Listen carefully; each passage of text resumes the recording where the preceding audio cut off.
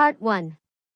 It happened on a Friday evening, one of those slow, golden-hued nights when time seems to stretch just enough for reflection to slip in unnoticed.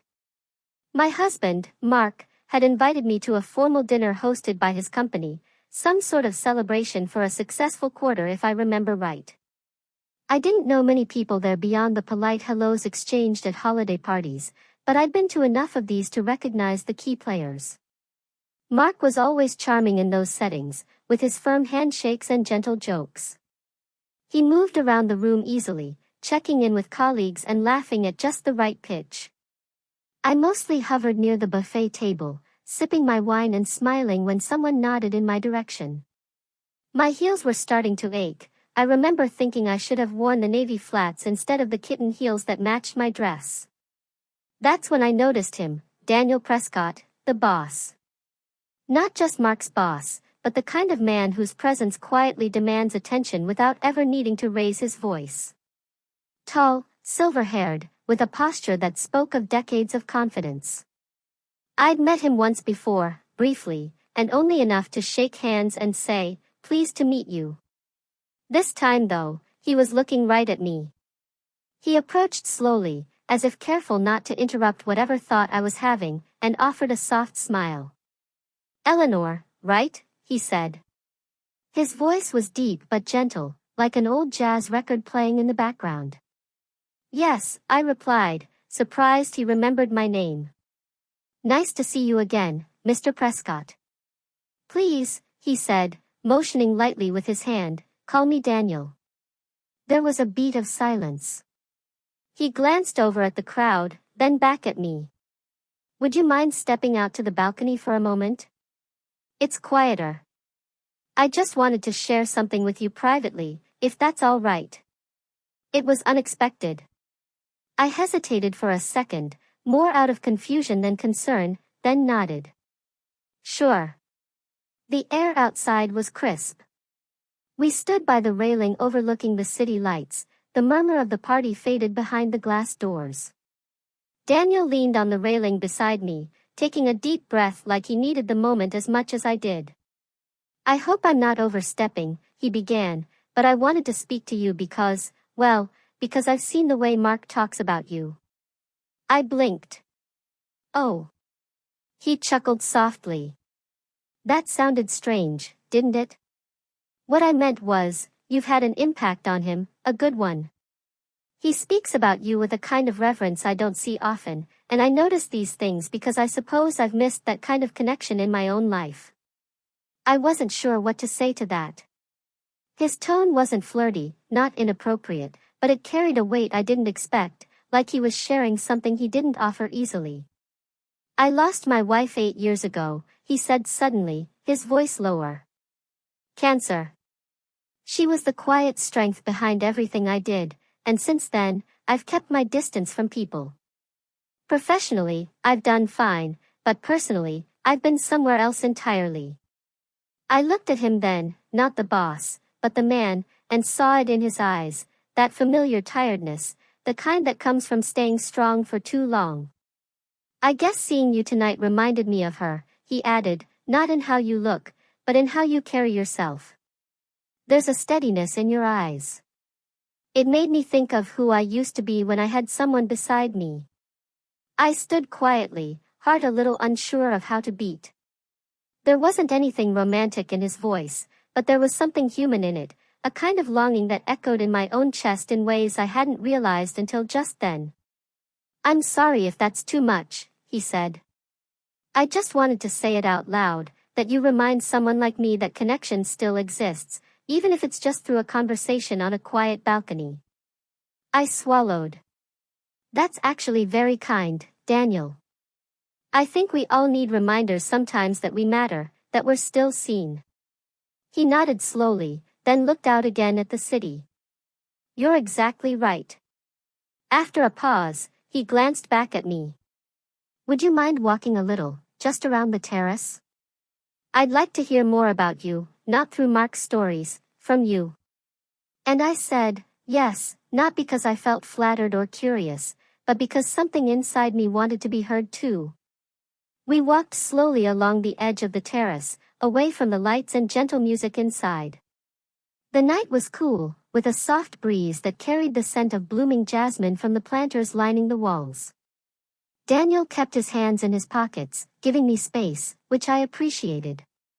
There was no pressure, just presence, a quiet kind that felt both unusual and comforting. I've always liked nights like this, I said, unsure why I felt the need to fill the silence. Calm, unrushed. Makes you feel like the world isn't spinning so fast. Daniel smiled, looking ahead. That's exactly what I've missed. Those small moments that used to feel so natural. I think I let too many of them slip away over the years. We reached a quiet corner where the string lights didn't quite reach, and the city skyline opened up beyond the railing. It was beautiful in a quiet sort of way. We stood side by side, the distance between us just enough to feel respectful yet close enough to feel like we were in something together. So, he said gently, tell me something about you. Not about Mark. About you. That caught me off guard. No one had asked me that in a long time, at least not without some kind of expectation behind it. Well, I said, pausing, I used to paint. Not professionally, just for myself. Landscapes mostly, watercolors. But I haven't picked up a brush in years, I guess. Why'd you stop? He asked, his tone genuinely curious. I'm not sure, I said slowly. Life got buzzier, then quieter, then routine. You forget the things that made you feel like you. Daniel nodded like he understood that deeply. That's the hardest part, isn't it? Losing pieces of ourselves while we're too busy taking care of everything else. I felt something soften in my chest, a warmth I didn't expect, not romantic, just being seen, understood. What about you? I asked. Besides running an empire and making nervous small talk at company dinners? He laughed. It was low and real, and warmed the air between us. I used to write short stories, he admitted. Nothing serious, mostly just to sort through thoughts. I haven't written anything in years.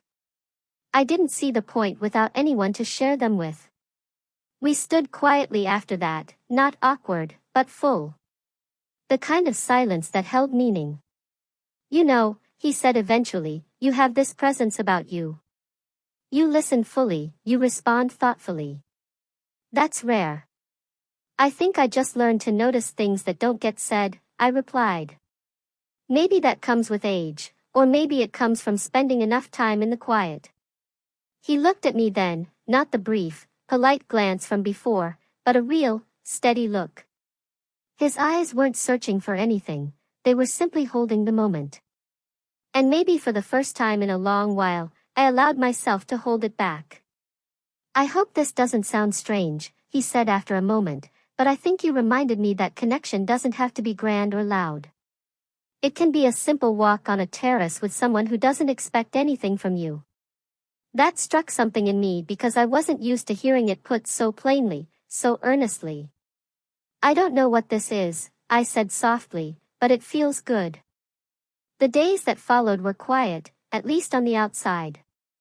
Mark went back to work, and I slipped into my usual rhythm, morning coffee, errands, laundry folded neatly while the afternoon sun spilled across the kitchen table. But inside, something stirred. A subtle hum I hadn't felt in years. Not excitement, not guilt, just awareness. Of myself, of the way I'd been moving through life on autopilot. Mark mentioned Daniel in passing once or twice that week, nothing unusual, just updates about a meeting or an upcoming project. I listened, nodded, smiled like always. But I didn't mention the terrace conversation. Not because there was something to hide, but because I didn't know how to explain it without it sounding like more than it was. Then on Thursday, I got an email. It was from Daniel, short, simple. Eleanor, I hope it's okay that I'm reaching out. I've been thinking about our conversation.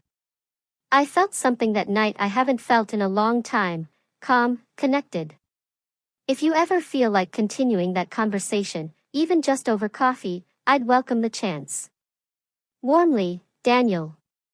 I sat with the message for a while, read it twice, then again. My hands hovered over the keyboard, unsure of what to do, but deep down I knew I wanted to reply. I typed carefully. Daniel, thank you for your note.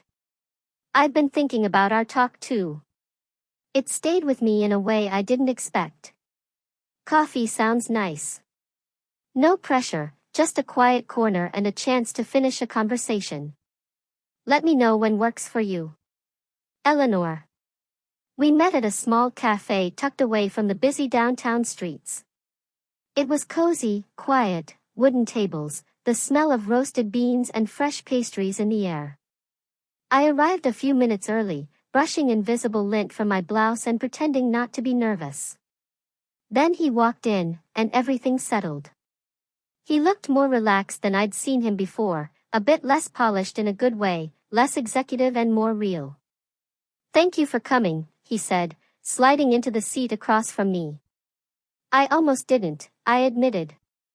I wasn't sure if it would feel strange. Does it? He asked gently. I thought for a moment. No. It feels calm. Like before. We talked for nearly an hour about nothing and everything. Books we loved, moments we missed, the odd comfort of being understood by someone who didn't owe you anything. At one point, he leaned back, cradling his coffee cup. You said something the other night about forgetting who you are when life gets busy. That's been ringing in my head. I think I forgot to for so long. I was just the boss, or the widower, or some version of a man trying to keep moving. I know that feeling, I said. Being everyone's something and forgetting you're still someone, too. Our eyes met. There was no heat, no hunger, just connection. Deep, soft, and honest. The kind that doesn't demand anything. The kind that reminds you you're still whole. When we stood to leave, he paused beside me at the door. Eleanor, he said, I know this might be complicated, but I'd like to keep talking with you. No expectations. Just a friendship, if that's what it becomes. Something that gives us both a little more than we had before. I took a breath, long and steady. I think I'd like that too, I said. And I meant it. Not as a woman seeking something she didn't have at home, but as someone rediscovering parts of herself that had gone quiet for too long. As I walked back to my car, I didn't feel conflicted or guilty. I felt present, more than I had in years, and I knew that whatever this was, whatever it would or wouldn't become, it had already given me something valuable, a glimpse of myself. A few weeks passed quietly, gently. Daniel and I exchanged occasional emails, short and thoughtful. Links to an article he thought I'd enjoy. A photo of a watercolor painting he saw at a gallery that reminded him of something I once described. Nothing inappropriate. Nothing hidden. Just connection, the kind you don't realize you've missed until it shows up in unexpected ways. Mark was none the wiser, not because I was lying, but because there wasn't anything to confess. What Daniel and I shared wasn't a secret, it was simply something I hadn't found the words for yet. One morning, I found myself in the attic, rummaging through boxes I hadn't opened in years. And there it was, my old watercolor kit. Brushes still neatly wrapped, the colors slightly cracked but usable. I stared at them for a long time before taking everything downstairs and setting it on the kitchen table. The light was perfect, soft and golden. I dipped the brush in water, pressed it into a pale green, and let my hand move. It wasn't perfect, but it was me. Later that day, I sent a photo of the painting to Daniel, a quiet hillside scene, just a sketch of one, really. But it felt like reclaiming something I thought I'd lost. He replied within the hour, it's beautiful. Not just the painting, but what it represents. I'm glad you're finding your way back to yourself. That evening, Mark noticed the painting sitting out and looked at me curiously. Did you paint this? I nodded. First time in a long time. He smiled. I always thought you had a gift. It's good to see you doing it again. And that moment, his smile, his genuine pride, reminded me of something important. This wasn't about choosing between two people, it was about choosing myself again. And in doing that, I was bringing a fuller version of me back into every part of my life, including my marriage. The next week Daniel invited me to an art event downtown. I think it might inspire you, he said. No pressure. I thought about it long and hard, then politely declined.